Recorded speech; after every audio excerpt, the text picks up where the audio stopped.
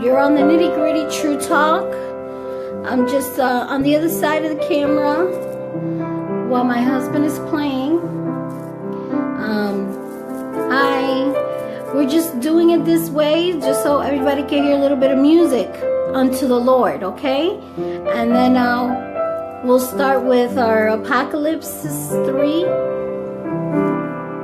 God bless you. God bless everybody. I'm on the other side of the camera.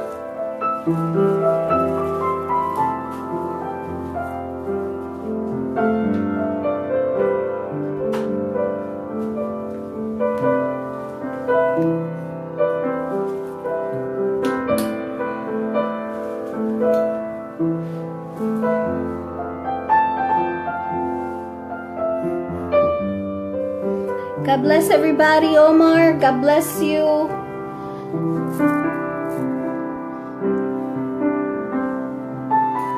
God bless everybody. Please share this video. We're going to start talking today about Apocalypse 3, chapter 3.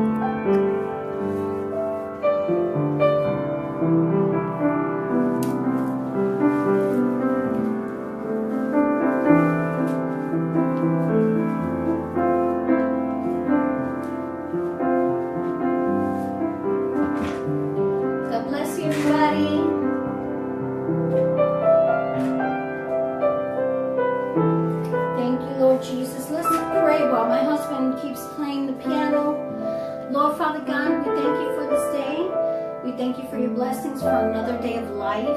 Lord Father God, look at those, Lord Father, that are struggling today to make ends meet, that need to hear a word from you, Lord. That what we bring today may be an edification, exhortation, and comfort to all of our lives. That we may learn together, that we may grow in the knowledge of the person of Jesus Christ, your Son. And in the same time, Lord Father God, we learn about your characteristics, about who you are as well. We thank you for your Holy Spirit for leading us and guiding us unto the right path, Lord. And we ask you, Holy Spirit, to open up our minds to your word today, that we may be edified and that we also may be filled, Lord Father God, with a unction on our lives, Lord Jesus, so that we may have power to communicate the gospel of Jesus Christ. That we may come and we may learn, that we may grow in wisdom and understanding that only comes from you, Lord Father God. Give us on our mouths the words to speak, that we may convince and be persuasive, that we may exhort and that we may teach this word with fire, with power. We thank you, Lord Jesus, for all the skills, for all the capacities that you give us on a daily basis to do our jobs, to be parents, to be good neighbors. We thank you, Lord Father God, for this day. We ask that you bless our families, our children, our jobs, our ministries. Lord Father God, that you bless our local churches, that you bless the body of Christ, and that you watch over our neighbors and our neighborhoods, Lord Father God, in the name of Jesus. Amen. Glory to Jesus. So today we're talking about the fourth church, right, honey? Yeah. So Omar, Conscious, Marcus, God bless you guys. God bless you guys.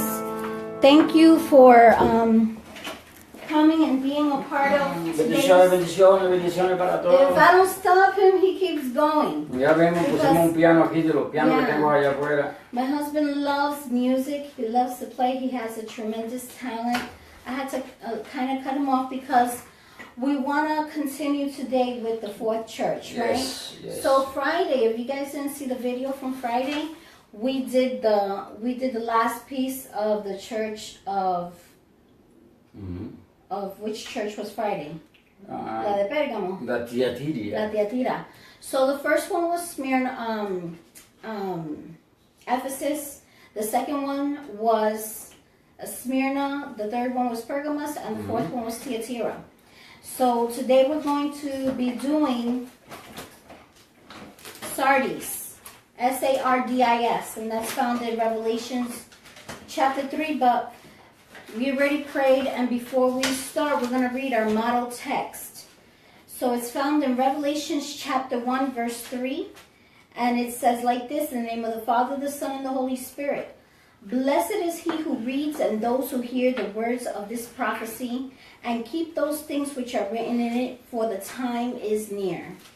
Y la palabra de Dios dice en Apocalipsis capítulo 1, versículo 3, bienaventurado el que lee y lo que oyen las palabras de esta profecía y guardan las cosas en ella escritas, porque el tiempo está cerca. Okay, so honey, Sí, vamos a hacer un rápido, eso es todo lo que he's got a tengo. one page and I got a one page, okay? So he's going to do it in Spanish. Remember, we do the program in Spanish and English, okay? Llega. Ya So vimos bear las with us. iglesias, la primera iglesia que vimos fue la iglesia de Éfeso y aprendimos que hay apóstoles mentirosos y que están los nicolaitas, que se dicen ser apóstoles, que se dicen ser y han sido hallados mentirosos y también han dejado el primer amor. Arrepiéntete y haz las primeras obras.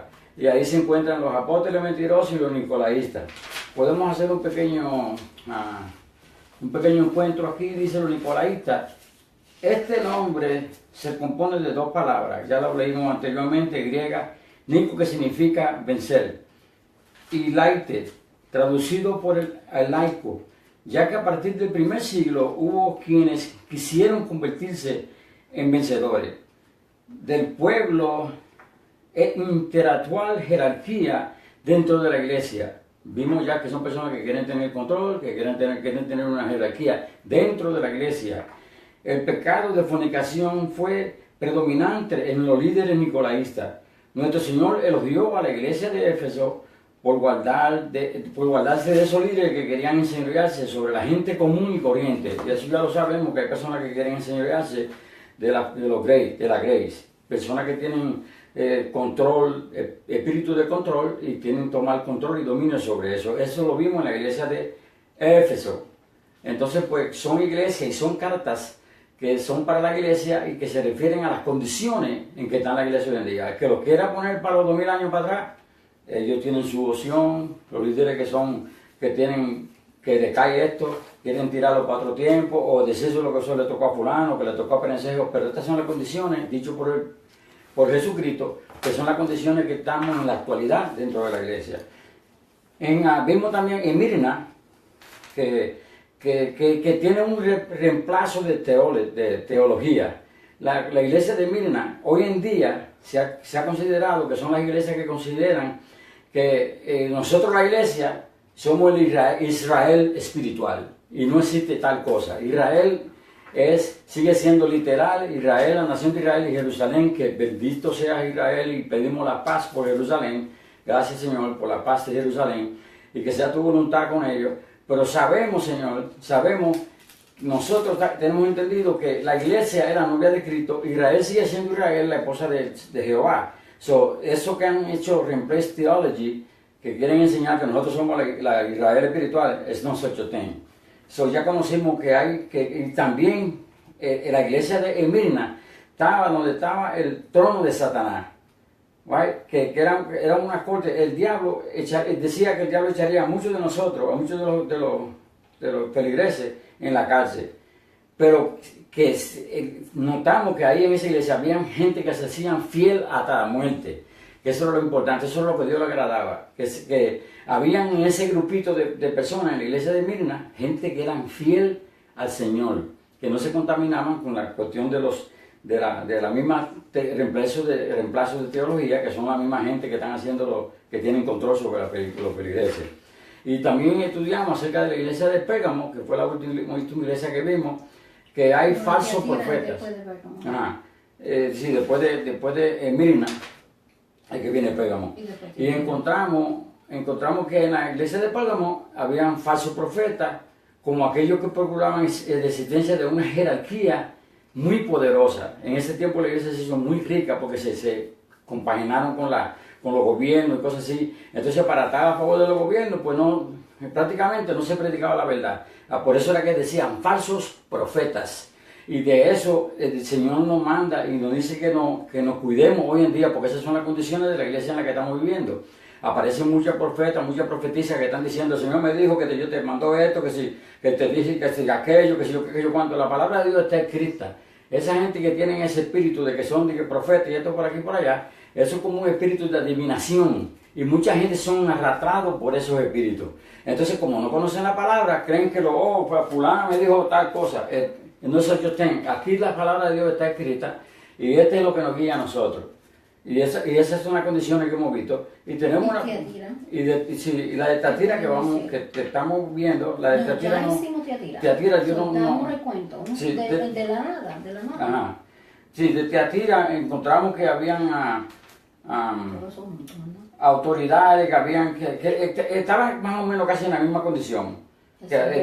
Había fornicación, los mandaba al arrepentimiento, decía que me acuerdo de tus primeras obras que eran buenas, y las obras postreras que eran la primera. Bueno, anyway, lo que está hablando es que en cada grupo de estas iglesias había personas que sí se quedaban, eran fieles al Señor, grupitos pequeños, y eso es lo que sucede hoy en día. Hoy en día hay muchas iglesias y hay una maná pequeña en cada iglesia, que son los hijos de Dios, los verdaderos hijos de Dios, los que han sido lavados con la sangre de Cristo. Esos que siguen a Cristo, que aunque estén ahí, están sentados y están cogiendo palos muchas veces, o están viendo cosas que el hombre que está haciendo un mecanismo. Pues, pero anyway, hay ovejitas que son los hijos de Dios que están en todo su redil, en toda parte, y Él los conoce. Por eso pongo de ejemplo otra vez de nuevo las 5 fatuos y las 5 insensatos, es decir, que son personas que están juntos en un mismo sitio, en un mismo lugar, tal vez sirviéndole a Dios, pero hay personas que están ahí, pero el Señor le dice, apártate de mí que no te conozco, nunca te conocí, tú eres un hacedor de maldad, tú eres un falso profeta, whatever, tú eres un jerarca, tú mandas sobre mis ovejas, y ahí por el estilo. Todas las cosas que hemos venido estudiando, las podemos condensar y nos damos cuenta que entre todo esto que hemos estudiado, hay falsos maestros, falsos profetas, falsos apóstoles, falsos whatever. Hay una cantidad de personas que lo que están extrayendo es cosas tradicionales. Sí, y entonces, muy buen el reencuentro de las 4 iglesias que ya hemos tocado. Y por eso es importante que los pastores reconozcan quiénes son líderes en su iglesia y cuáles son esas personas que tienen el potencial de también ser líderes. Porque entonces, pues, se va a reconocer esas personas como unas personas que pueden entonces quizá traer esas verdades que se están encubriendo y bajo unas, por favor, permiso, necesito agua. Entonces, pues, es importante reconocer esas cosas, porque estamos hablando de revelaciones y ya como mi esposo dio el recuento de las 4 iglesias, pues nosotros queremos dar énfasis a que estas son iglesias, ¿ok? Y entonces son cartas que él le da a Juan para las iglesias. Si yo vengo dando un pequeño recuento de todo lo que hemos hablado del primer capítulo hasta ahora, muchas gracias, mi amor. Permiso, que estamos. Estamos sedientos. Sedientos de la palabra de Dios también. Es que ya ustedes saben, nosotros regamos con el suegro de 91 años y con un bebé de 1 año que no se nos hace fácil algunas veces. Pero recuérdase que esto fue la revelación dada a Juan de la persona de Jesucristo. ¿Ok? Y entonces en capítulo 1, versículo 3 encontramos la bienaventuranza de oír y leer las profecías que en este libro y retenerlas. Y entonces también vemos en Apocalipsis 1:7 de lo que Él hizo, Jesucristo. Da un pequeño versículo allí de que Jesucristo es el que cuando nosotros leemos de Él en Revelaciones dice Hijo de Hombre y dice el Ancient of Days en inglés, que quiere decir también el Hijo de Dios. So when we look at Revelations, it's the revelation of the person of Jesus Christ. And in chapter 1, verse 3, it's talking about these 3 blessings that you will receive if you read and hear and retain the prophecies that are in the book of Revelations. And that's why we read every time, Revelations 1:3. So you can read Isaiah 11:2 as a reference. Apocalypse 1:7 and Revelations 14:14 is talking to you about Jesus Christ. When we see the Son of Man, when we see the Ancient of Days, when we see one like like a man, that's Jesus Christ. Okay, And then it's talking about 1:7 about what he did. He died on the cross. He resurrected. He on the third day, and he ascended into heaven. That's the only one that died, like it says in Apocalypse 1:3. Remember that it's always talking about the rapture and revelation. We're going to be talking soon, right? In 3 and 4, right now, we're getting soon to where he does, John is taken in the spirit into heaven, and that is a symbolism of how the church will be raptured into heaven. So between chapters 3 and 19, it's all talking about what the things that come after. So chapter 1 was talking about the things that you have seen. So this was the revelation of the person of Jesus Christ to John. And then in chapters 2 to 3, which today we're touching chapter 3, it's going to be talking about the things that you, that are, and the 7 churches. So we're still in things that are and the 7 churches.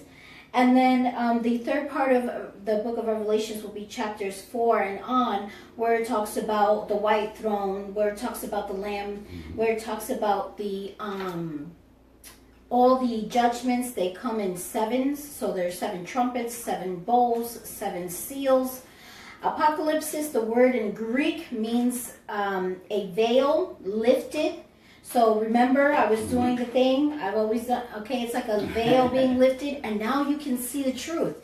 Okay, so the things that were revealed in Daniel, we didn't understand them. Now they're being revealed. Okay, so also this is a symbolism, and it's necessary to know the symbolisms because John wrote Revelations. John was the Apostle John. And let me tell you something, John, you know what they were doing, right? They were trying to kill all the apostles, so they turned him on fire. Quiere la luz. It's a cloudy day, guys. It's been rainy and all this stuff, and Thank you. You're welcome. The light from outside usually is enough for us, but not today because it's a little cloudy and it's been rainy. It's torrential rain. Okay, so Juan, que escribió Revelaciones, this John that wrote this, he was the brother of Jesus. I said once in a video, so I gotta correct that wrong. It was not John the Baptist. Okay, it was John. John the Baptist was cousin. He was a cousin of Jesus. But this John that wrote the book of Revelations was the brother of Jesus, because Jesus had other brothers and sisters. Joseph and Mary had other kids. So, but this John in particular is the brother of Jesus Christ, you know, on earth, right? So then what happened with this John was that they lo prendieron en fuego. Lo quisieron matar y prendieron en fuego. They wanted to kill him, you know, because he was proclaiming the gospel of Jesus Christ. And they put him on fire, and he survived. And then because he survived, they banned him to the island of Patmos. And in the island of Patmos, it's a very secluded place. There's nothing that's there for the person, and I'm sure that they sent him there to die, you know, of starvation maybe. But here in the island of Patmos, this is where God gives John this revelation, and it's very interesting to me to see many different stories in the Bible where, for example, someone's in a cave, or someone's in a desert, or someone's running away from something that's trying to persecute them, and then God gives them a revelation. Yeah. You know why? Because God works in mysterious ways. Exactly. But the most powerful things were given to men out in the desert, out in an island where there seemed to be no hope. And then here comes God giving John this revelation, the great revelation of the book of Revelations that is so important for us to understand and know, because we are living in these days. We are living in the last times. We're living in the part of the book of Apocalypse that talks about the things that are and the 7 churches. Okay, so it's 95% prophetic, the book of Revelations, and it talks about one river being like crystals, and it's talking about only one street that is made of gold. So sometimes we're wrong when we say in Spanish, there's a song that says las calles de oro y el mar de cristal. Solamente hay una calle y hay un mar. So the emphasis of the book is personal salvation. You actually will be able to find that in this book of Revelations. And then the doxology of the book is that it exalts God in His magnificence and His enormity and him being gigantic, ginormous, his majesty being so overwhelming, his glory, giving a understanding of the magnitude and deity of the Lord Jesus Christ. So the characteristics of the 7 churches are inside the 7 churches. And we've been talking about them. We already did the 4 churches. And let me tell you that this was written in 95, 96 DC. DC is in Spanish, yo creo, después de Cristo. So this is AD, after death. And then it's a vision given to John, and he tells John, write this vision down. That's why when you think that God has given you a vision, write it down. These places, we're talking about these names to these churches, but this is modern Turkey. Okay? This is modern Turkey today, the area in which we're talking about. Chapter 1 is an alert so that you can wake up. Chapter 3 is about rapture, and the 2 and 19 is about his second coming, the second part of the rapture, the second part of his coming. Okay, Nico, like my husband was saying in Spanish before, it's in one of these churches. It's in the first church. They originated within the church. These men wanted to take overlord the common people. Correcto. So they're called Nicolaitans, and God hates them. Okay, he abhors them. And the name Nico means dominion, it means conquest, it means to conquer. It means to take over. And Lyco means people, so over the regular people. So we're going to talk about Satan, the Antichrist, and the false prophet. So you'll see a lot of 7s throughout the book of Revelation, 7 eyes, 7 trumpets, 7 thunders, 7 heads to a dragon. This is all talking about completion and perfection. And yes, there is a completion and perfection to his justice and to the day of the Lord. I think that's why he does so many 7s. So I'm going to give you a rundown of the names of the 4 churches. Ephesus, Smyrna, Pergamos, and Thyatira. In that order. And in the same order, this is what those names means. The loveless church, the persecuted church, the compromising church, the corrupt church. The loveless church, they did a lot of great things, but they forgot their first love. The persecuted church was the most persecuted church in all of church history up until the 21st century today that we're talking to you now.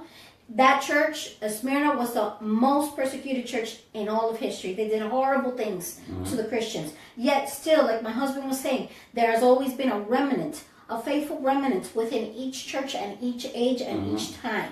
Okay, now these churches are symbolism of the things that still happen and the conditions that are still within the church today. But specifically, prophetically speaking, the compromising church and the corrupt church is also talking about futuristically. So it's amazing how he gives this revelation to John in 96 after the death of Jesus Christ, but he's letting him know because there weren't churches like, back then, like it is now. But the thing is that there were synagogues. So now he's talking about the church, the one that Jesus established. Exactly. Okay, that he left his apostles to continue forward on. Exactly. Okay, now in these churches, there's still those that have lost their first love. There are still Christians that are being persecuted. There are still Christians who are compromising their faith and their salvation, because in the loveless and persecuted and compromising churches, there was false doctrine of Balaam and Baal. So they worshipped other gods along with worshiping God. That's what happened in the corrupt church. In the compromising church, Constantine came into power, and after, from Nero to Nicolaitan, there were 10 Roman emperors that always persecuted and killed and persecuted the Christians. But then this dude comes, Constantine, and he said, wait, what am I doing trying to kill off the Christians? There's so many of them. I'm going to try and become their friend.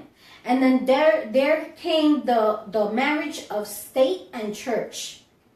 Okay? So then the church seemed like it prospered a lot. Now we're talking about the 1st century up until the 7th century, all of these churches together. Now we're going to talk about Sardis. And guess what that church means? And if he was already saying to us, to John, that is prophetically now talking about from the corrupt church, which was the last church we said, then we know that this church is present today too. And that church, Sardis, means the dead church. So let's find out why is saying that is called Mm. the dead church. Lo más importante de esto que estamos aprendiendo es que todo, sea líder, sea evangelista, sea un diácono, sea lo que el título que se haya puesto a cualquier de los inventos y de los inventos que han hecho, de los ministerios de aquello, ministerios de acá, ministerios para acá, porque hay muchas cosas, muchas ramificaciones que el hombre ha impuesto sobre su propia concupiscencia dentro de la iglesia. Pero lo único que tenemos que ver en todo esto es que todos somos hermanos en Cristo.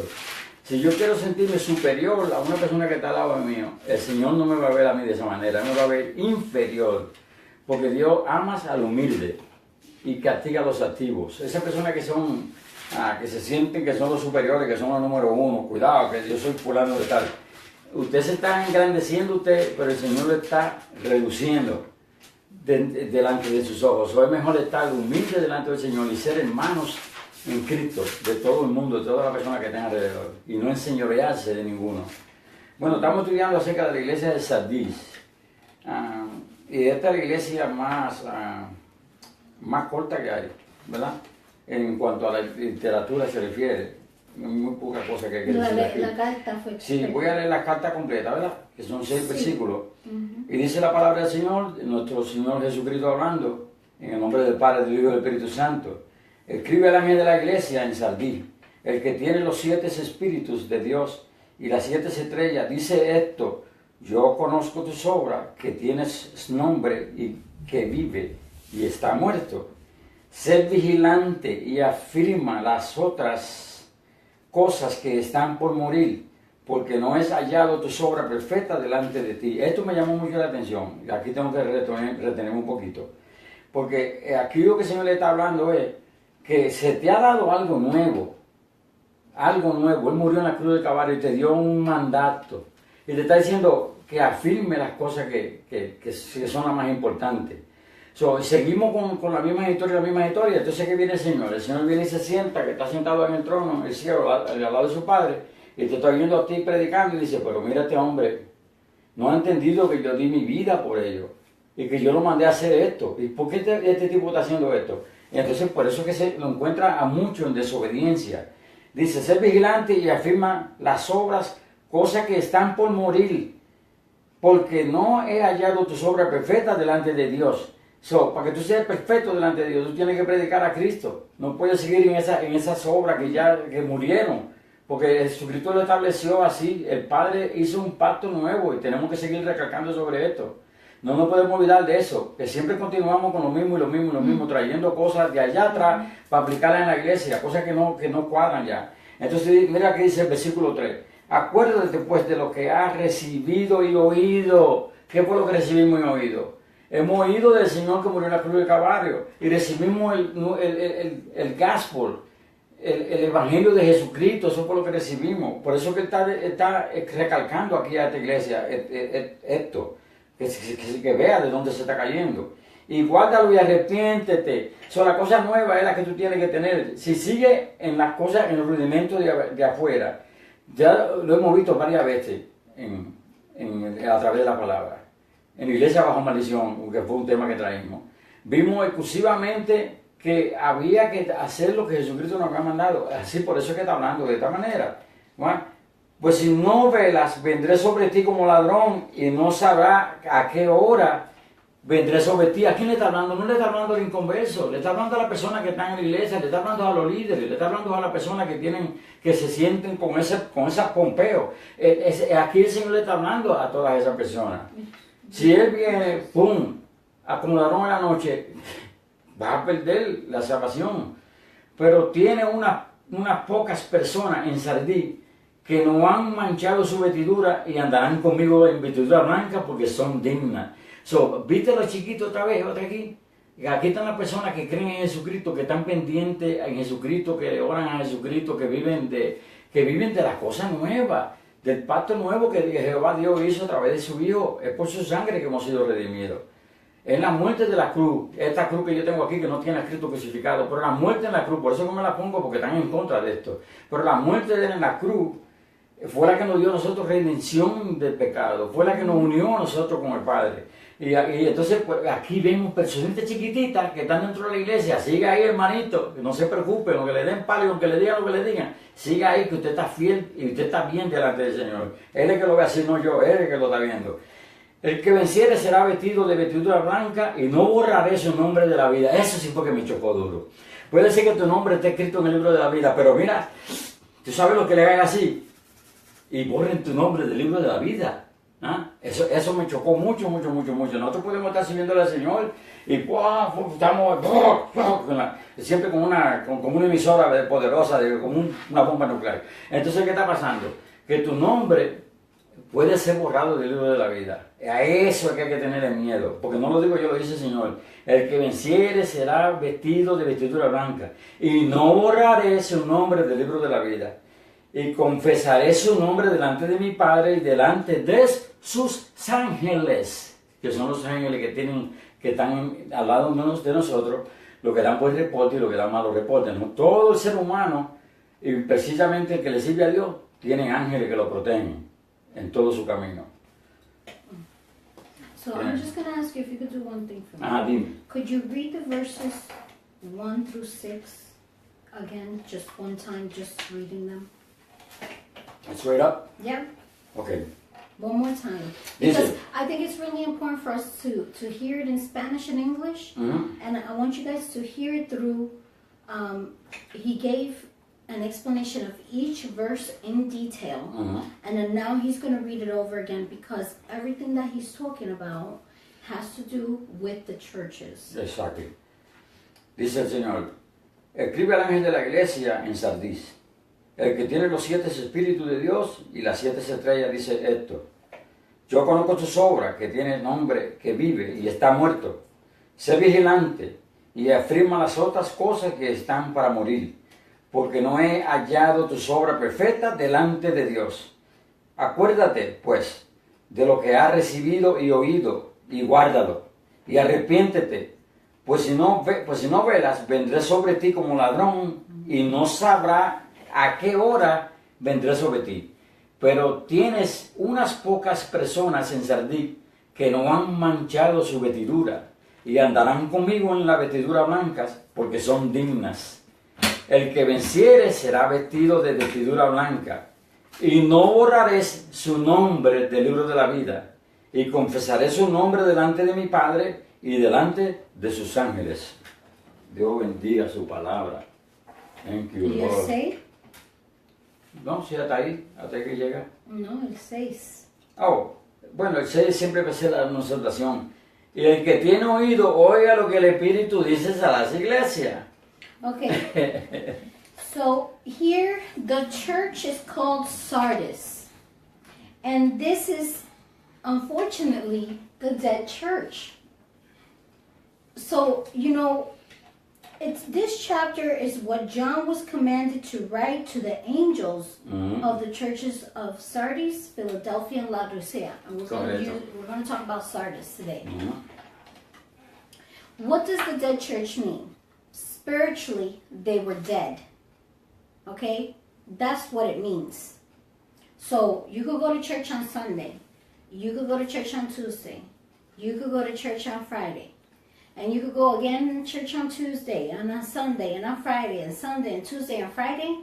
And there are people that are spiritually dead in the church. Okay, so I'm going to read it first, and then I'll try to translate as best as I can each verse as my husband did, and I'll also add on to it. So it says, and to the angel, and we're reading in Revelations chapter 3, verses 1 through 6, and it says, and to the angel of the church in Sardis, write these things, says he who has the 7 spirits of God and the 7 stars. I know your works, that you have a name, that you are alive, but you are dead. Be watchful and strengthen the things which remain, that are ready to die. For I have not found your works perfect before God. Remember, therefore, how you have received and heard, hold fast and repent. Therefore, if you will not watch, I will come upon you as a thief, and you will not know what hour I will come upon you. You have a few names even in Sardis who have not defiled their garments, and they shall walk with me in white, for they are worthy. He who overcomes shall be clothed in white garments, and I will not blot out his name from the book of life, but I will confess his name before my Father and before his angels. He who has an ear, let him hear what the Spirit says to the churches. So this is the dying church. That's why he says in verse 2, be watchful and strengthen the things which remain that are ready to die. For I have not found your works perfect before God. So you know that without faith, you can't please God. But you know, sometimes for when you want to do a project or something, that project has to go hand in hand with faith. And if you have faith, then you should do something about it, right? So then there's a project that you should do along with your faith. That's why it says that works are dead without faith. Except that these people, okay, were acting like they were alive, but they were dead. And then not only that, but what they tried to do as in works, like, you know, all these other churches, we've been saying how God commended those churches for doing good things. This one really doesn't have any. It just only says, you know, un grupito de personas que yeah. So it was very little the faithful that were in this church.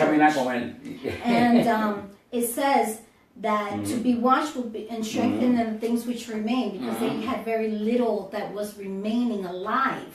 And so, you know, this is what's happening here. This is a dead church. This is a dying church. You see? Because it says that he didn't find any good works perfect before him about this church.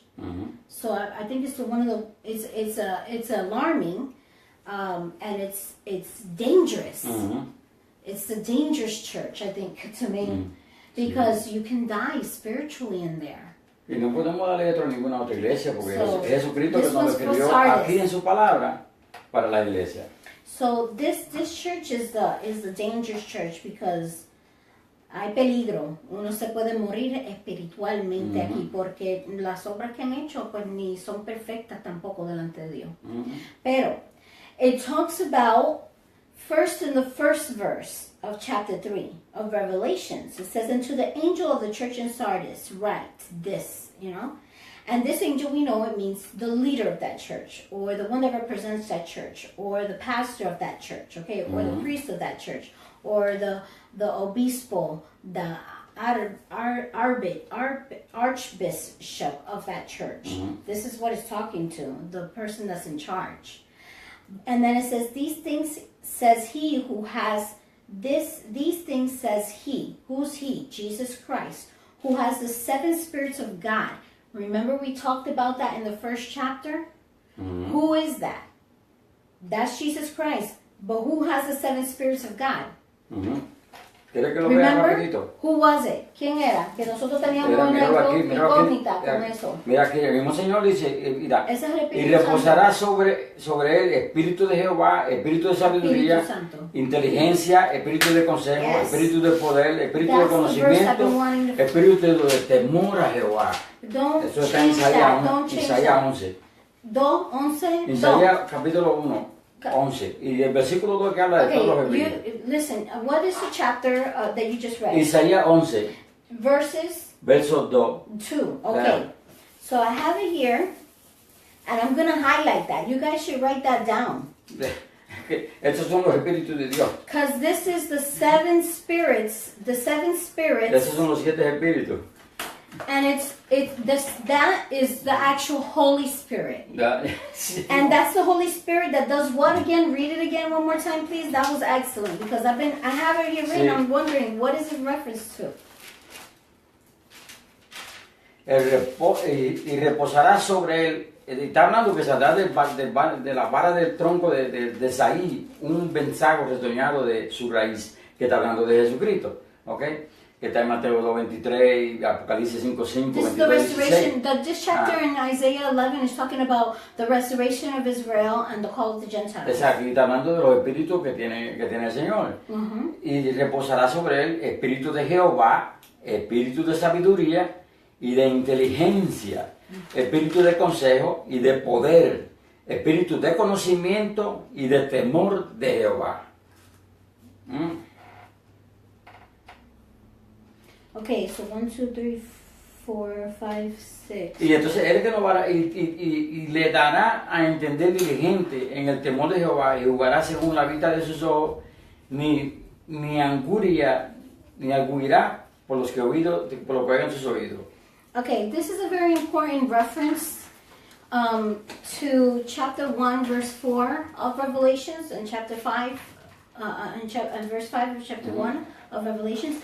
Plus, it's also a very important reference verse to the first verse of chapter 3 of Revelations. Because here again, he comes talking about the Holy Spirit. And then when you go to look in Isaiah 11, 2, I'll read 1 and 2. It says, there shall come forth a rod from the stem of Jesse. And we know that Jesse is in the genealogy of Jesus. Jesus comes from Jesse, okay? Because Jesse is the son of Ruth and Obed. And if it wasn't for Ruth coming and laying down at the feet of Obed, Jesus would have never been born. So it says, there shall come forth a rod from the stem of Jesse, and a branch shall grow out of its roots.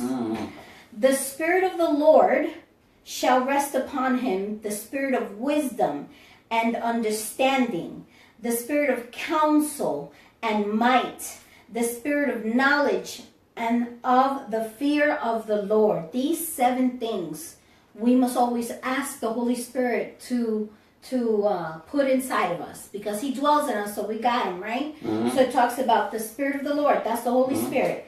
The Spirit of wisdom and understanding. That's why when we pray, we always say, Holy Spirit, give us wisdom and understanding. The Spirit of counsel, because the Holy Spirit can counsel you through the Word of God, and he can lead you in the right direction.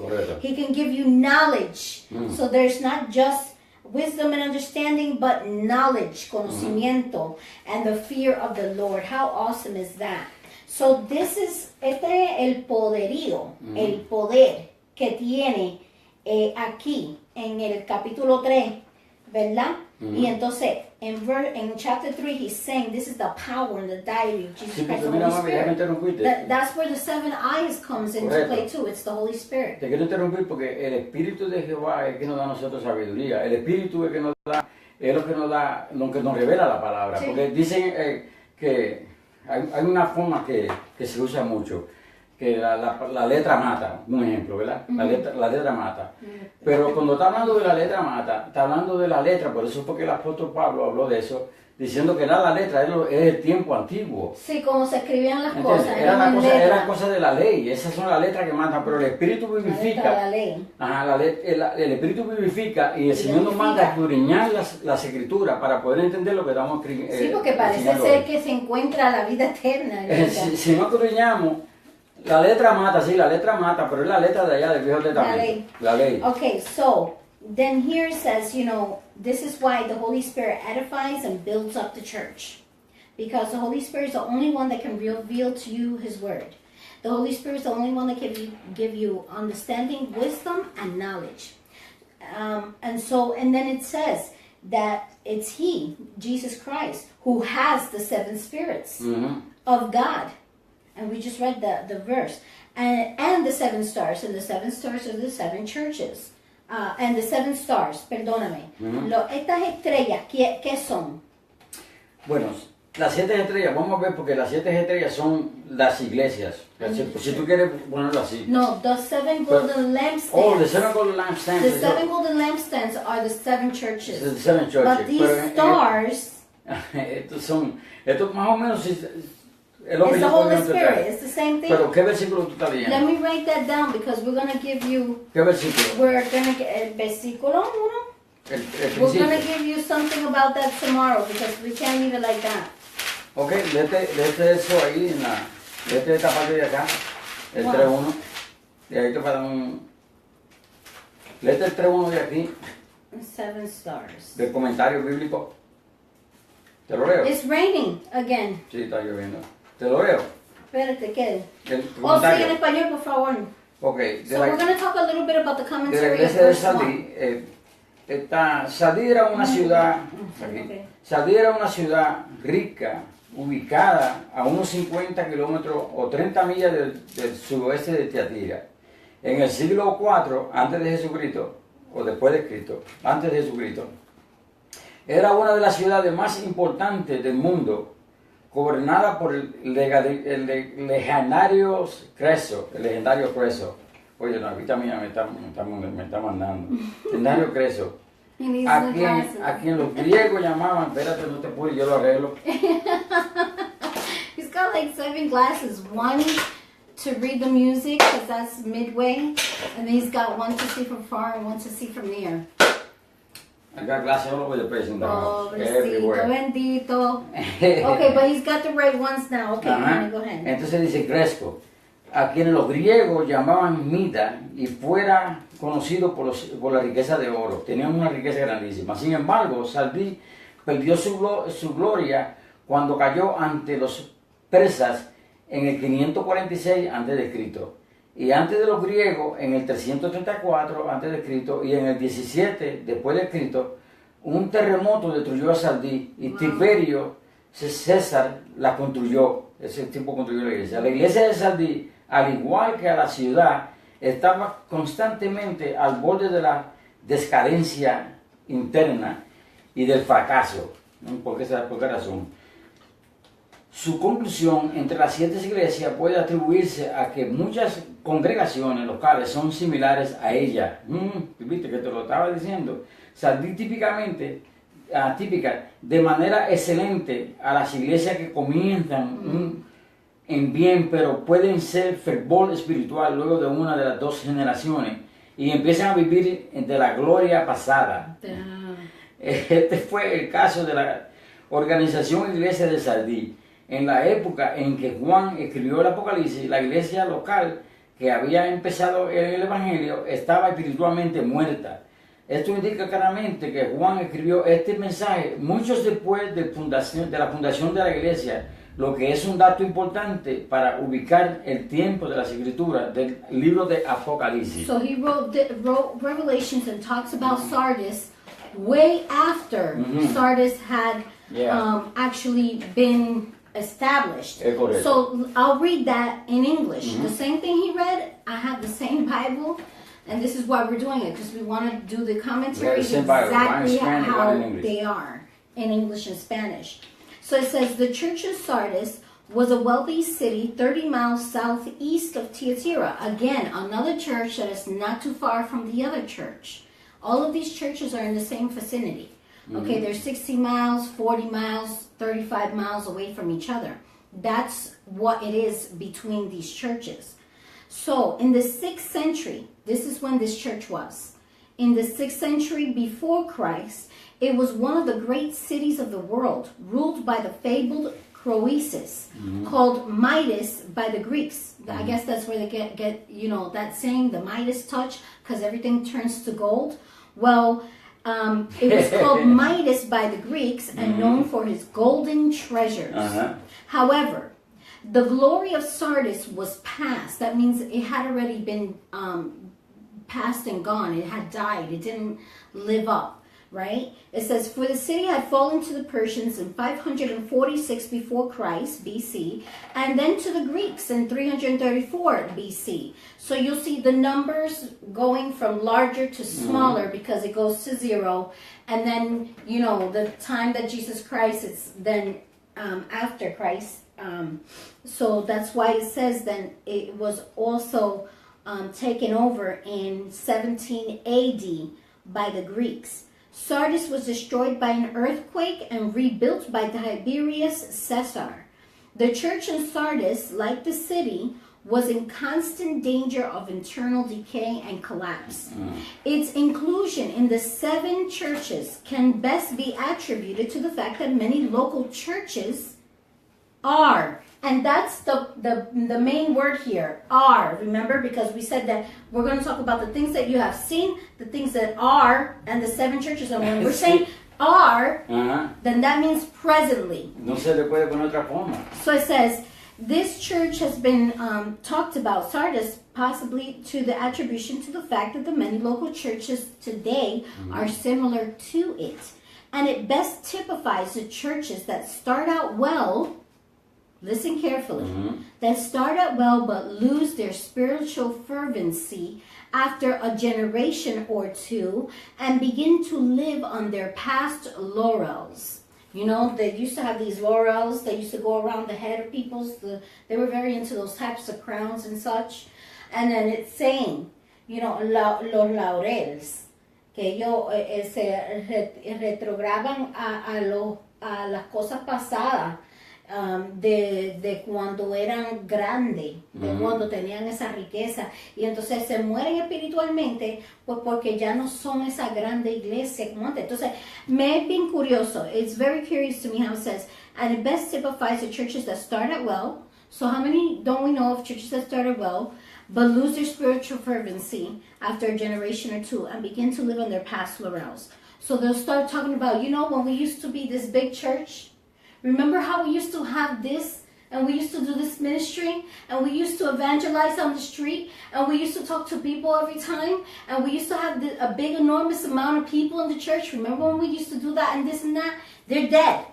That's why they're talking about the past and all the accolades or the accomplishments that they did do and had, you know, because they're spiritually dead. They have nothing. And then it says, and this is very particular, it says that this typifies the churches that start out well but lose their spiritual fervency after a generation or two and begin to live on their past laurels. So a generation, prophetically speaking, can be considered 40 years.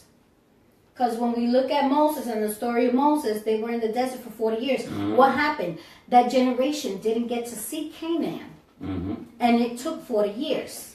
2 semanas. So, 2 semanas de viaje. Yeah, but I'm not going into that part of the story. I'm trying to stick to how they were in the desert for 40 years. And then what happens?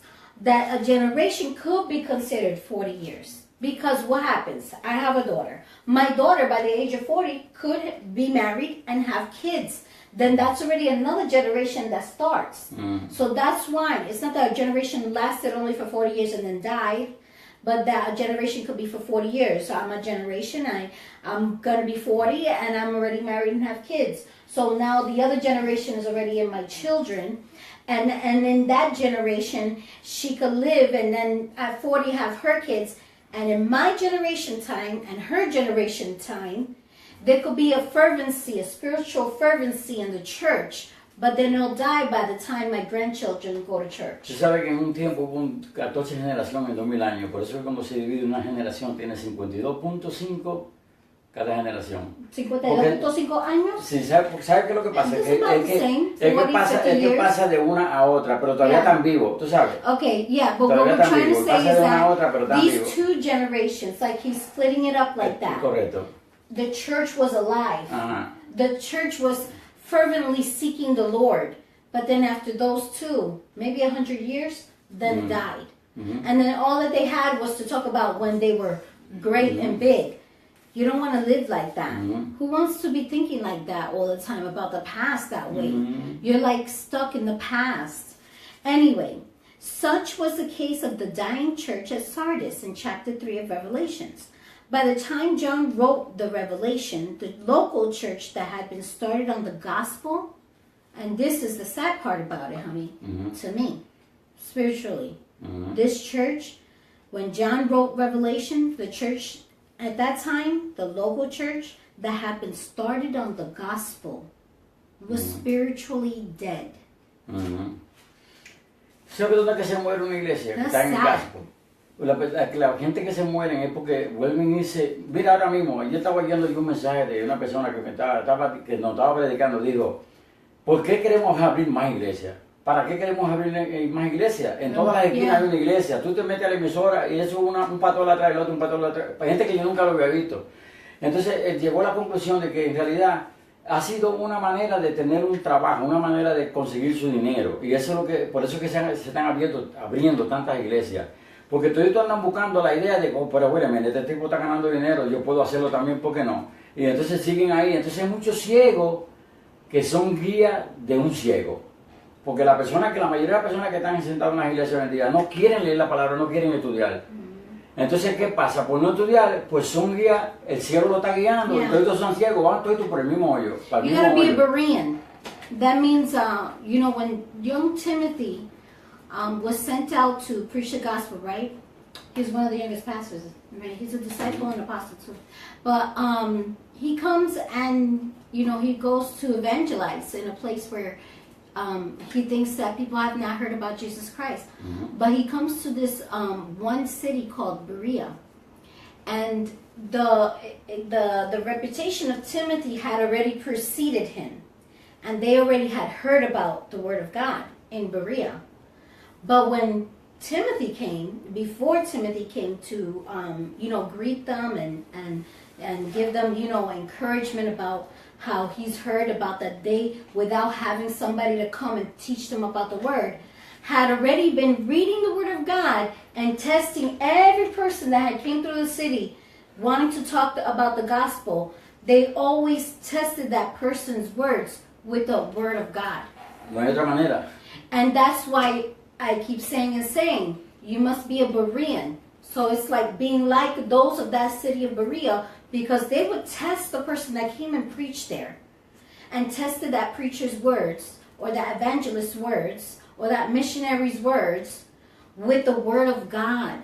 And how can you do that? You have to read the word of God. Do we know this whole thing? No. But should we study it on a daily basis? Yes. And then we get knowledge and we get understanding and wisdom that only comes from the Holy Spirit, like we read before in Isaiah 11:2. Además, put it this way, tú puedes leer un capítulo hoy y no te acuerdas absolutamente nada de lo que leíste y tienes que volverlo a leer mañana. Yeah. Porque la mente del ser humano tiene muchas cosas aquí pendientes que para tú aprenderte la palabra de Dios, nada más tienes que dedicarte a eso nada más. Yeah, you have to really A eso nada dedicate más, yourself no to puedes taking hacer out otra time cosa. in your busy schedule to have some time with the Lord through the Word of God. So Mira, let me finish real quick. Perdona que te interrumpa, tú le puedes preguntar a todas las personas que salen de la iglesia a los 5 minutos, ¿qué predicó el pastor? Oh, yo no sé, así que te dicen, yo no sé, ¿qué fue lo que habló? Si no sé, estaba diciendo My algo ahí. 5-year-old could tell Eso me es así que se what vive she hoy en día. learned Así que se in vive hoy en día. church on Sunday. But people, Así que se vive hoy adults en día. and children, we don't have that big of an attention span. But I could forget some things. But now, not like before. I used to be like, oh, the pastor said this and the pastor said that. And I always, have had in my home, as an example, 2 parents that love the Word of God.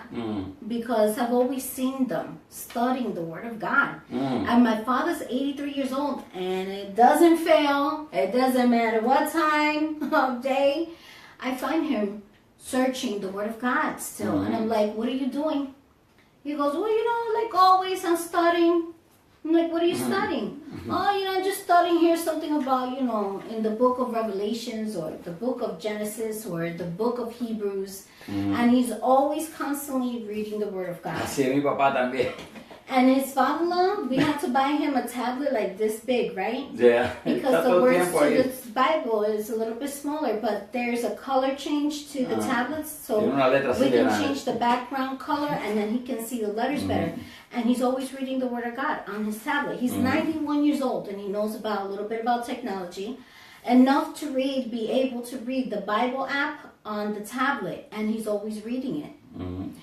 As a matter of fact, we did a video where I only translate for my husband. He's in a blue shirt, I'm in a black shirt, and we title it La Iglesia Bajo Maldición. And the things that we got for that study, my father-in-law gave it to us. Yeah. So this is why it's so important. And he has 4 years of Bible Institute, by the way. And he went and he did it twice. So that he said he didn't want to ever be fooled with people just talking and not knowing the Word of God. Okay, so it's very important to study the Word of God. If we have this, look, listen, let me tell you something. Yes, the Holy Spirit can guide you and lead you. Yes, that is true. This is true.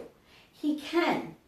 But this right here is the living Word of God. Exactly. And this is what we should be getting closer to God is also reading this right here on a daily basis. Mira, y no lo digo yo, lo dice el Señor, escudriñar, tú tienes que poner una lupa así, Yeah, you have to para buscar una search célula que está en un sitio por ahí que no la has visto. research That's and- how you study the Word of God. Really, honestly. So then it says, this clearly indicates that John wrote this message long after this church was founded. An important consideration in dating the book of Revelations. So, in verse 3, I want to talk... ¿Quieres que lea este pequeño comentario del 3? Bueno, déjame leerlo primero, el versículo. Okay. Lo iba a leer ahora mismo, so we're on the right track. And then I want you to read it again to el 3. El El 3, versículo 3. Léelo primero en español y yo en inglés. Yo lo- Dice, acuérdate pues de lo que has recibido y oído, y guárdalo, y arrepiéntete. Pues si no vela, vendré sobre ti como ladrón, y no sabrá a qué hora vendré sobre ti. ¿Qué lee eso? Entonces el comentario que tengo aquí en la iglesia de King James Version, Habla bien. dice, vendré sobre ti como ladrón. El desafío que le hace es universal para todos aquellos que se enfrían en su amor por Cristo. Arrepiéntense, conviértanse otra vez y recuerden cómo recibieron el Evangelio por gracia a través de la fe, o vendré y lo juzgaré. Es el Evangelio y es por fe que lo recibieron. Si no viene, te va a juzgar, porque eso lo dice el Señor. Si no te arrepientas. So, tiene que arrepentirte aunque esté en la iglesia. So then that verse 3 says, remember therefore how you have received and heard the gospel of Jesus Christ. Hold fast to it and repent. Therefore, if you will not watch, I will come upon you as a thief, and you will not know what hour I will come upon you. He's talking about the rapture. Okay? Definitely. And nobody knows the time, nor the day, nor the hour, nor the minutes. We just know the times, and the season. We can only get that close to it. You know what I'm saying? But not even the Son of God knows. Not even Jesus Christ knows when the rapture, when He's going to send His Son It's the to Father. pick up the church. Okay? So we'll talk about that a little bit more, because it seems like yes, He knows. We'll talk about it when we get there. Just bear with us, okay? So here says, the commentary to verse 3 says, I will come upon you as a thief. His challenge to them is universal. That's to all those who love Christ, Every even to church. this day. Okay? But what happened to those Christians in that time, that is symbolic to many Christians today, is that whose love for Christ had cooled. It had cooled down. It had gotten cold. Okay? And then He tells them, repent, turn around. He says, you backslider, come back to me. That's what He's saying. Okay? And remember how you received the gospel by grace through faith. So we receive the gospel by grace through faith. By grace, how? The cross. What happened on the cross? Jesus Christ, He died for it. He crucified. He was crucified on the cross Right to here. shed that blood, that's redeeming blood, for our sins. And that's the grace of it. It's free, salvation. It comes by faith. It comes by grace through faith. Or I will come and judge you. He's going to come and He's going to judge us. He's going to take up His church. He's going to do massive destruction here on earth. Yeah. We're going to come and reign for 1,000 years, and then everybody will be in those that didn't believe in Him, they're going to be judged in the white throne before God. Nadie se escapa de And eso. then and that time He's going to say, you go to the lake of fire. You already been here, so you stay in heaven. You go to the lake of fire. You already been here, so you stay in heaven. You just came here. Okay, you died during the tribulation. That's right. You had to get your head cut off. You go into heaven. You didn't want to. Not even in tribulation. When I sent my 144,000 to preach to you. Okay, go to the lake of fire. Oye, That's the judgment. Se puede hacer un chiste por los hermanos. Dime. Oye, el chiste de hay dos personas que van camino al cielo. Esto es un chiste, mi hermano, pero sepa que es un momento De refrigerio. No, de refrigerio, ¿ok? Entonces, pues, van de camino para el cielo y el tipo le dice, bueno, mi hermano, tú tienes muchos problemas, yo creo que a ti no te va a dejar entrar. Pero pero vamos a ver lo que hacemos. Anyway, lo vistió de burro y iban los dos camino para el cielo y cuando se sentaron en la puerta del cielo que están ready para entrar, dicen, y tu nombre, está aquí buscando el nombre, que yo qué. el nombre del tipo, como llegó a la puerta del cielo, y dice, ok, tú estás bien aquí, pero el burro me lo deja afuera. Because God knows all things. El His burro me lo deja Holy afuera. Spirit discerns all things. Anyway, mano, esto es un Okay. chiste, era para gozar un ratito. So now we know a little bit about verse 3 and what it's saying. It's an admonition to repentance. But let's go back real quick to verse 2. Read it in Spanish again for me, and I'll read it in Sé English. vigilante y afirma, yo sabes que no está en el comentario que tú hiciste al principio, está Sí, sí, junto. sí. Sé vigilante y afirma las otras cosas que están para morir, porque no he hallado tu obra perfecta delante de Dios. Okay. Ese está en el mismo comentario que tú hiciste So, de 3 al 1. verses 1 again is talking Uh-huh. to the leaders of the church of Sardis, Uh-huh. which is also symbolic of the churches today, the dead church, the church that was alive but then is dead because it lost its fervency spiritually. Uh-huh. To these 7 churches and to the 7 stars, and it's talking about omniscience because he Uh-huh. says, I know your works, that you have a name, that you are alive but you are dead. Ujú. So he knows his children, and he knows that these right here, Sí. they're going to lose their salvation. They can lose their Sí. salvation. So he says to them, this is a form of formalism, and it's a false profession that these people have because they're really dead. They say that they're alive, but they're really dead. Sí. They're dead in sin, Ujú. not in not believing. They're dead in sin. Okay? Lo vamos a encontrar en el versículo 4. That's why ahora they're mismo. dead, because if you're in sin, you're spiritually dead. Ujú. And they're inside the church. They're the church of Sardis. Okay. Esto no es para el mundo, para allá afuera. Esto es para, So, es para las iglesias. A then- las iglesias. Yeah, so then in verse 2 it says, listen, be watchful and be strong. Retain the little bit that you have before it goes dying. Ujú. And then he says, half-heartedness is not what he's going to accept. If you do something half-heartedly, you're doing it not from the heart. You're not doing it in spirit and in truth. You're not doing it to gratify and please the Lord. You could be doing it for some personal gain. You could be doing it to see what you can get from it. And you know, God that has the 7 spirits knows all things and discerns all things down to the profoundness of your heart and your mind. And He knows how you're coming. He knows if you're coming correct or not. Ujú. Okay? That's why he says in verse 2, be watchful and strengthen the things which remain that are ready to die. Because why? Because they did things half-heartedly. And you don't want to be like that. And we talk about later on about another church where he says, I'd rather that you be hot or cold, but you are lukewarm, and so I'm going to vomit you out of my mouth. Here, he's giving like a thing to this other church, Laodicea, and Philadelphia too. So what happens? Philadelphia is a separate church. We're going to get to that. But then he says to them, Christ reproves when he says, for I have not found your works perfect before God, human imperfection. Ujú. Okay? He's saying, you're dead, so you can't spiritually do things for me in the correct way, in the correct manner, in the way in which it's going to please me. So he tells them, remember therefore that what you have received and heard. So these are special privileges. What we have received and what we have heard for free, the gospel of Jesus Christ. Where it comes talking about the kingdom of Jesus, the kingdom of God, the kingdom of heaven, the kingdom of everlasting life. Because let me tell you, 40 years ago, they used to say Jesus is coming. Now is Jesus coming very soon. But we're forgetting that there's a kingdom of everlasting life. So, you know, I want to bring something to light that has been on my heart through the Spirit in reading these things. There's something that comes after the millennial. There is something that comes after defeating the devil and throwing him into the lake of fire. Ujú. Because it does then say, if he says he's the Alpha, the Omega, there's a beginning and there's an end.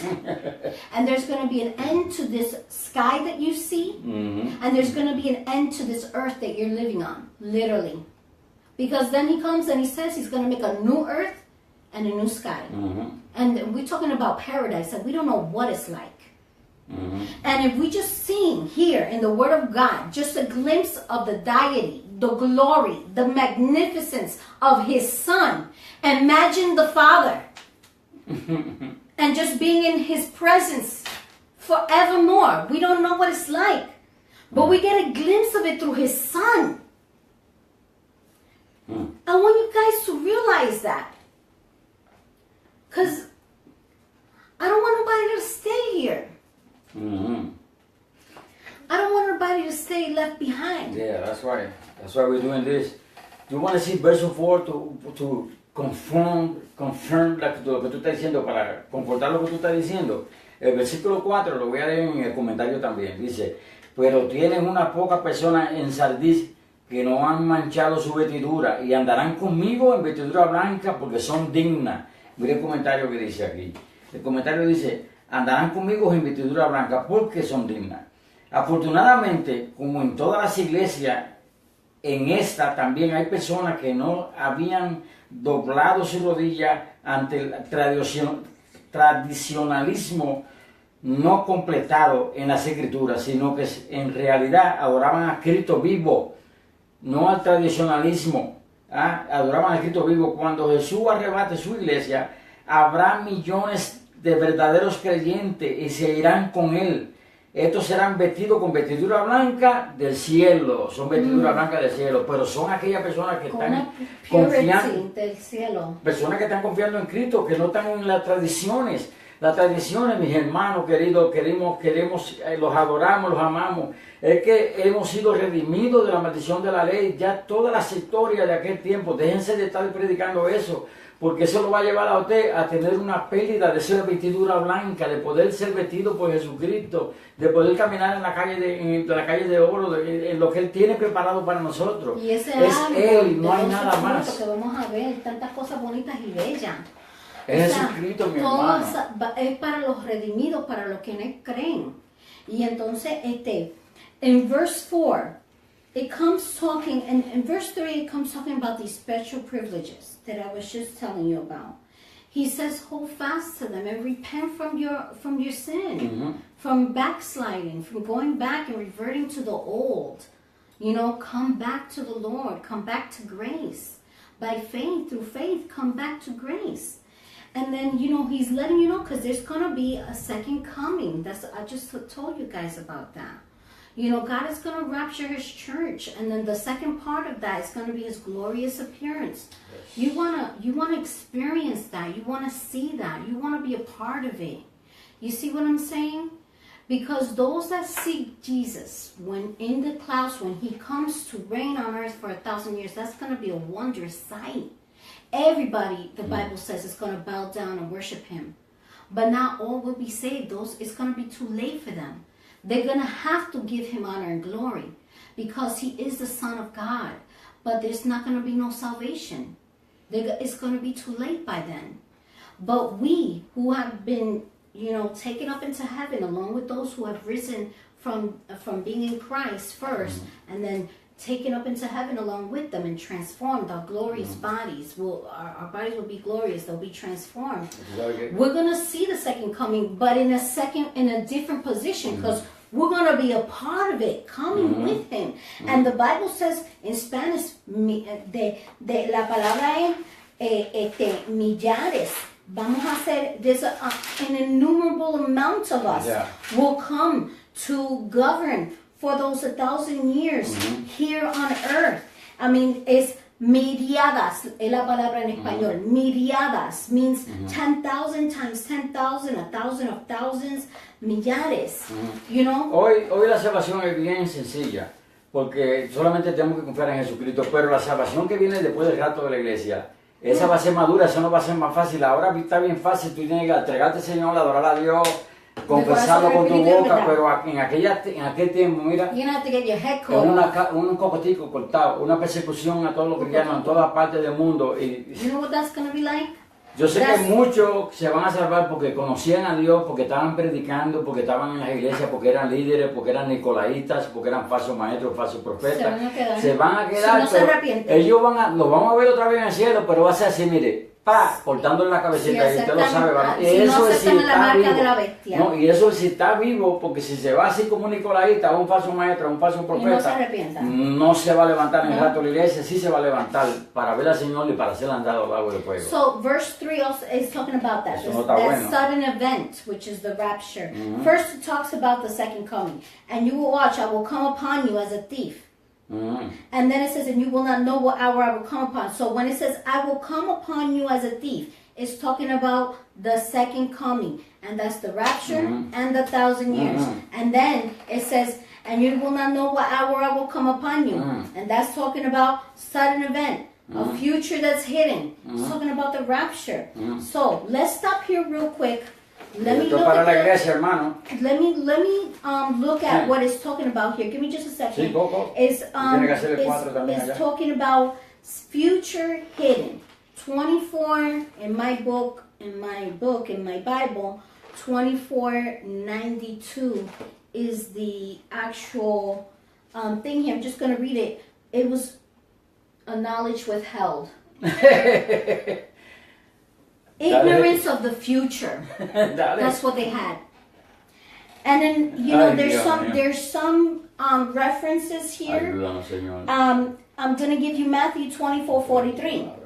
But know this, that if the master of the house had not known what the hour the thief would come, he would have watched and not allowed his house to be broken into.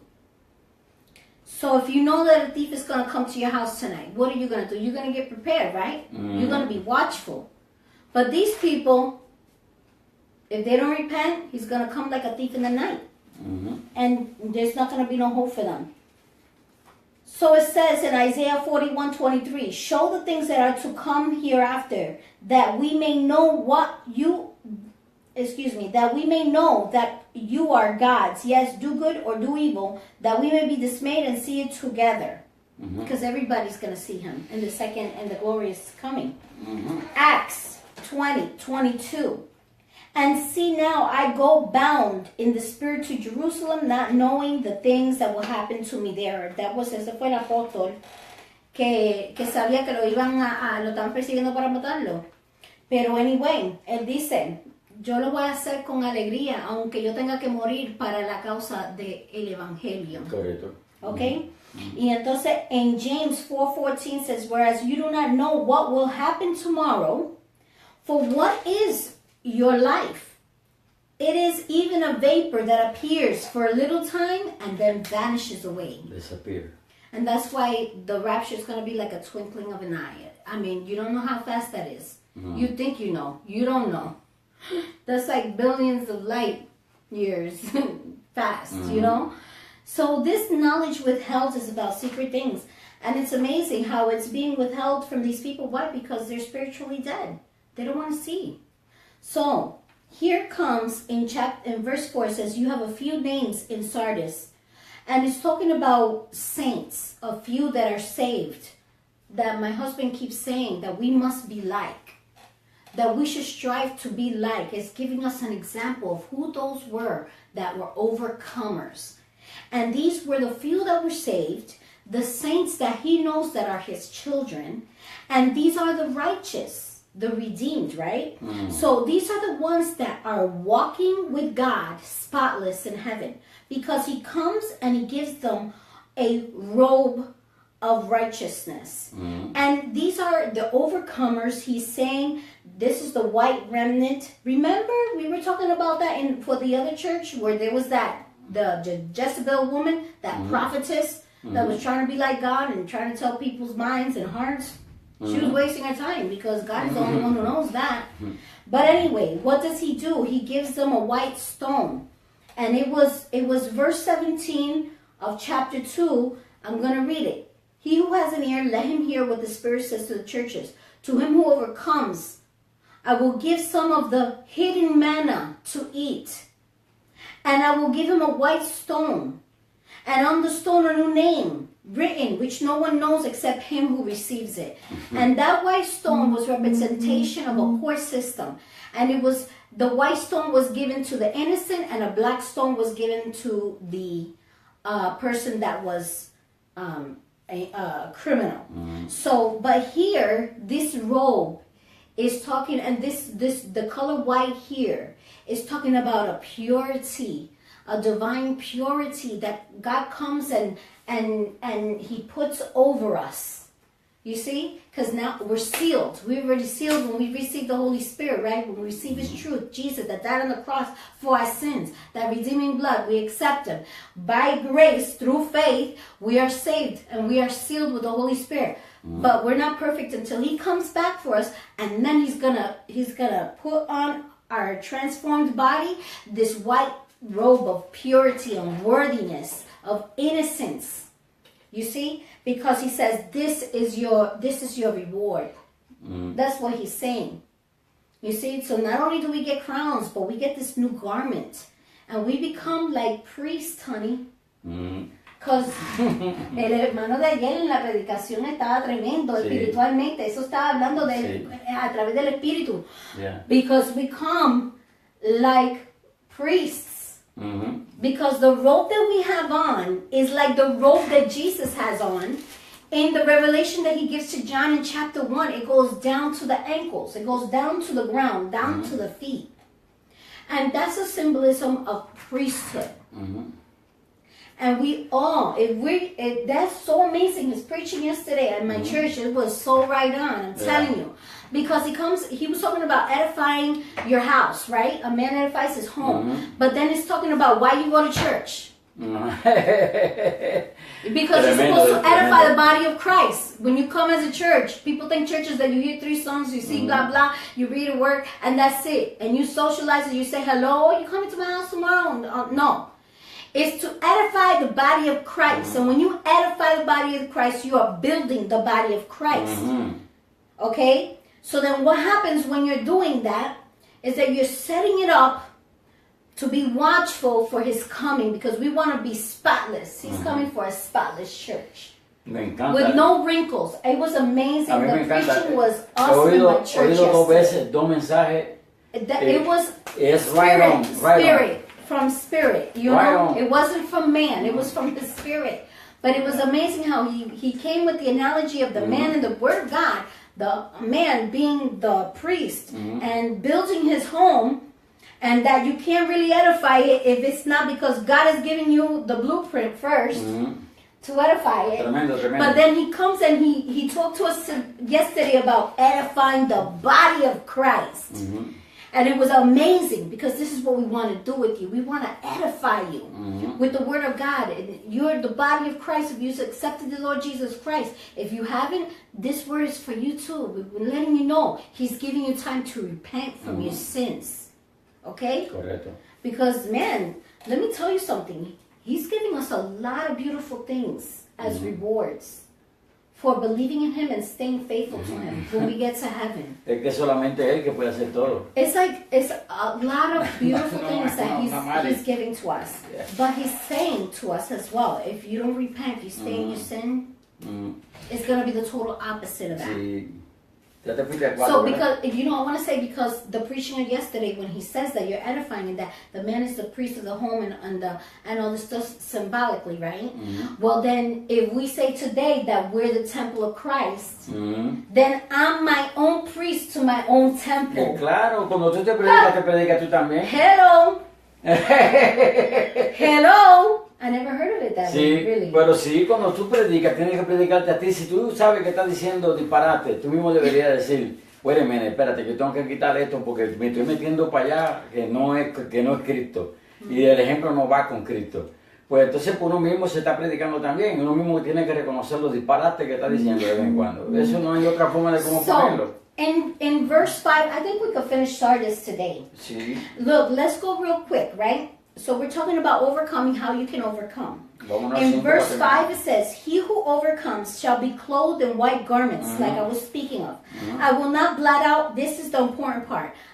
This is a promise. I will not blot out his name from the book of life. ¿Sabes qué significa eso? Que también puede ser borrado. But it can be also blotted. Yeah. If he says he won't blot it out, that means that Que también you can be erased from the book of life. Definitivamente. So right now, this is what it is. You're saved and you're sealed when you accept the Lord Jesus Christ. Yeah. But if you fall back into remission of sin, what happens? you lose entrance into heaven. So guess what? You can lose your salvation. Especialmente si cae en tradicionalismo, ese es If el you fall problema. into traditionalism, Yeah. if you fall into the law of Moses, if you fall into the laws of the Pharisees and the Yeah. Sadducees, Ahí perdiste. if you fall into worshiping Baal while you're trying to worship Yahweh, if you fall into worshiping Baalism, if you fall into trying to be like a Nicolaitan, That's it. hello, wake up, people, wake up, wake up. Estamos en tiempos finales ya. Okay, so Estamos en then, tiempo de ver al Señor. you know, es que lo que pasa es que hay uno que se llama Calvino, y Calvino venía con una doctrina que es falsa, hermano. Sí, Porque sí. si la palabra de Dios me está diciendo a mí, en el versículo 5, Sí, porque esto es para las iglesias. búscamelo, dímelo, Bueno, en el aquí. versículo 5, Mira en que dice. español el 5, en español El primero. 5, sí, dice, el que venciere será vestido de vestidura blanca, y no borraré su nombre del libro de la vida, y confesaré su nombre delante de mi Padre y delante de sus ángeles. Déjame leer este comentario, en lo que tú buscas algo aquí. Dímelo one more time, I'm sorry, because read it to me, I'm sorry, honey. El Dímelo. que venciere será vestido de vestidura blanca, y no borraré su nombre del libro de la vida, y confesaré su nombre delante del Padre y delante de mis ángeles. Y no borraré su nombre de la vida. Espérate un momento antes que tú lees eso. Lo voy a leer en otra versión. Tú lo leíste en la 1960 de Reina Valera, ¿verdad? La más vieja que hay. Yo la leí en el New King James Version, and this is a Thomas Chain Bible. You know how much those Bibles cost? Like $150, $200. I was blessed because I went into half.com and I bought it for $8. Anyway, so you know it's from God, right? So here comes this is, and I don't like this translation because it's missing a lot of verses, Yeah. and it changes a lot of when it says he or Lord, you don't even read that in this version. No, I don't like this I don't like version. that one either. It's called the Bilingual Bible, okay, but it's the NVI, the NIV, okay, the Nueva Versión Internacional, New International Version, Vida. It's not a good publication, people. It washes down the Word of God. But anyway, I'm going to read it here so you see the difference. Apocalypse 3, verse 5. El que salga vencedor se vestirá de blanco. Así es como lo dice aquí, por eso que no me gusta a mí no me tanto. gusta ese idioma. Y entonces dice, el que salga vencedor se vestirá de blanco. Jamás, pero mira, jamás en mayúscula dice, borraré su nombre del libro de la vida, Al que venciere. sino que reconoceré su nombre delante de mi Padre y delante de sus ángeles. So, es importante nosotros, ahora mi esposo va a leer algo bien importante. Ok, dice, esta promesa, ya sabemos que el que venciere, un creyente en Cristo, al que venciere, no borraré su nombre del libro de la vida. Esta promesa es muy significativa en el juicio del gran trono blanco. Este libro de la vida se usará como una revisión final para ver si un pecador debe ser lanzado al lago de fuego. Y está en el 20:15 del mismo libro, del libro de Apocalipsis. Todos los vencedores creyentes serán arrebatados y su nombre permanecerá por siempre en el libro de la vida. Jesús confesará estos nombres ante el Padre y lo constituye la garantía esencial de salvación para todos los que invocan el nombre de Cristo. Es que no hay otra forma, es que So, invoca el nombre de Cristo. da una referencia de Apocalipsis 20:15, vamos a leerlo. El 20:15. El 20:15. This is a reference to this verse right in the book of Revelation, chapter 20, verse 15. El 20:15 dice, y el que no se halló inscrito en el libro de la vida fue lanzado al lago de fuego. Oh, so Revelations 20:15 says, O sea, and anyone who not found written in the book of life was cast into a lake of fire. That was the future punishment in eternal y que fire. no se nos olvide una cosa, Yeah. que esto es a la iglesia que Jesucristo le está hablando. Sardis, which is No es a la gente de allá del mundo, la gente del mundo es que van para el infierno no maraguá. it's Es a representation los of the local church cristianos, today. es a los cristianos que le está hablando. Tú puedes estar en la iglesia y tu Yeah, nombre puede and you ser could be borrado dead del libro de la spiritually. vida. ¿Por qué? Por no obedecer el mandato que Jehová Dios nos ha dado a nosotros, porque prediquemos el Evangelio. Es a Cristo que tenemos que predicar. Una vez que te metes en un sitio, como fue que encontramos la palabra, que te metes en el tradicionalismo, ahí ya te caíste, perdiste todo. Porque la tradición, no hay salvación en la Because that's what tradición. the Pharisees and the Sadducees were all about: tradition, and this, tradition, that, and then they added their own laws to that, Mira, to those traditions. una vez lo dije y lo vuelvo a repetir. Yo cojo esta Biblia y la rompo así por la mitad y te doy a ti el Viejo Testamento y yo me quedo con el Nuevo. Yo me salvo por el Nuevo, pero usted no se va a salvar por el Viejo. Aprendas eso. Me da pena tener que decir The eso, Holy pero eso es lo que hay. Spirit is the only one who will be able to reveal to you that you can obtain grace in the Old Testament through justification of faith, which is different because Jesus Christ hadn't came yet to die on the cross. But there was Abraham that was justified by faith because he believed God. You see? Y But fue then now justificado it's por la through fe. Jesus. Now it's through Jesus Christ, his son. That by that grace, through faith, we are saved. Tú sabes que en el Ya. monte de la configuración, cuando se presentó Elías, Moisés y Jesucristo, y los apóstoles estaban mirando y decían, pero bueno, ¿por qué no hacemos aquí una tres enramadas? Y después se desaparecieron y se oyó una voz del cielo que dijo, este es mi hijo amado, a este oír. Ahí es que está el asunto. Okay, what did he say? Este es mi hijo amado, a este oír. Una voz del cielo, y entendieron que no era ni Elías, ni Moisés, ni nada de esa cuestión. Era Jesucristo. Yeah. No hay salvación en ninguno de esa gente. So, let me give the commentaries to verses 4 and 5. It says, shall walk with me in white, for they are worthy. Fortunately, like all churches, there are people in this one who have not bent their knees to unscriptural traditionalism, but truly worshiping the living Christ. When Christ raptures his church, there will be millions of true believers taken to be with him. These will be clothed in the white garments of verse 5 of heaven. And then the commentary to verse 5. He who overcomes, this is the only one who overcomes is a believer in Christ. I will not blot out his name from the book of life. This promise is very significant. At the great white throne judgment, this book of life will be used as a final check. That's the final check. To see if a sinner should be cast into the lake of fire, as we read in Revelations 20:15.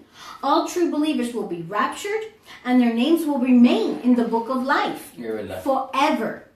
These names will be confessed by Jesus before the Father, which is the ultimate guarantee of salvation for all who come on the name of Christ. So I know we've gone over just a little bit.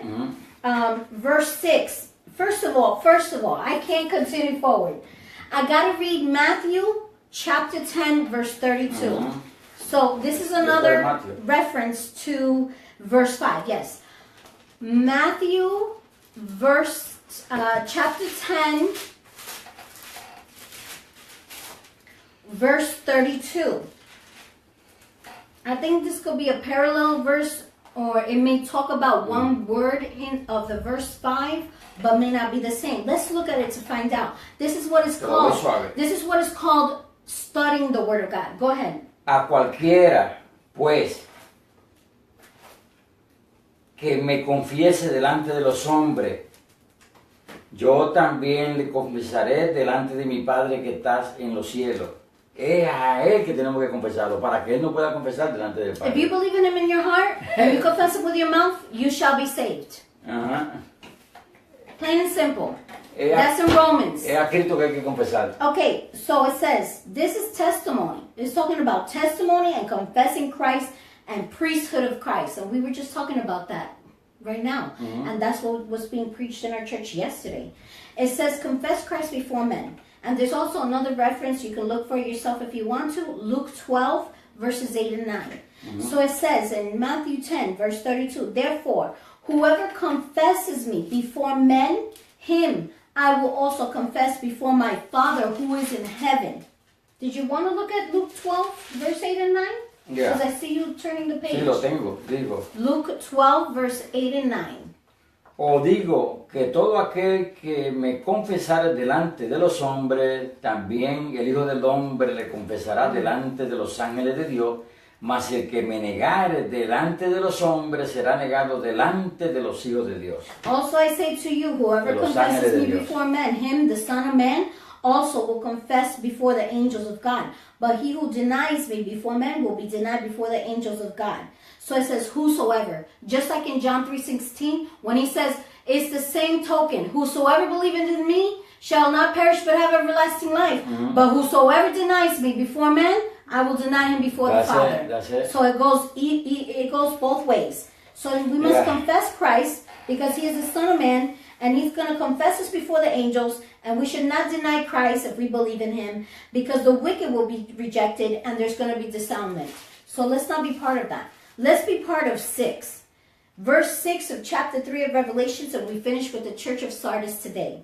It says, he who has an ear, let him hear what the Spirit says to the churches. This is about having, if you have an ear, hear what the Spirit is saying. This is our spiritual teacher. The Holy Spirit is our spiritual teacher. Mhm. And it's talking to the 7 churches. Let's not be the dead church, people. Let's arise and wake up and rise up and shine. Y tenemos que salirnos del tradicionalismo no contemplados en las escrituras, sino que en realidad hay que adorar a Cristo y predicar a Cristo. So we come a little bit hard, and maybe it's because it's Monday. Or maybe it's because the Word of God is sure and true, and we want to give it to you just like it is. And you've been on the nitty-gritty True Talk. We hope that this has been an edification and exhortation and comfort to your life. Jesus is coming soon. Amen. Déjalo un ratito ahí.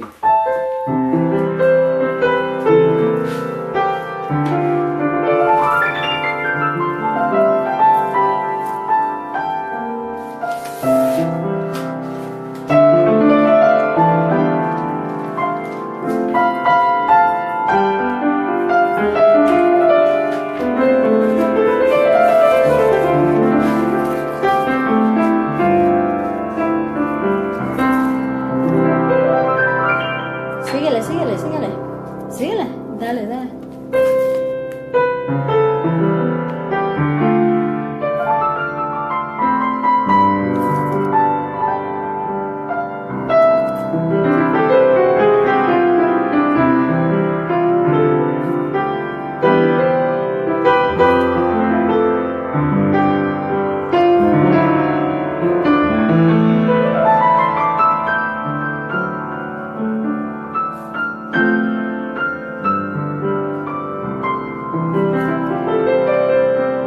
Yo me rindo a Él. Yo me rindo a Él. Solo a Cristo yo le entrego. Quiero ser de Él.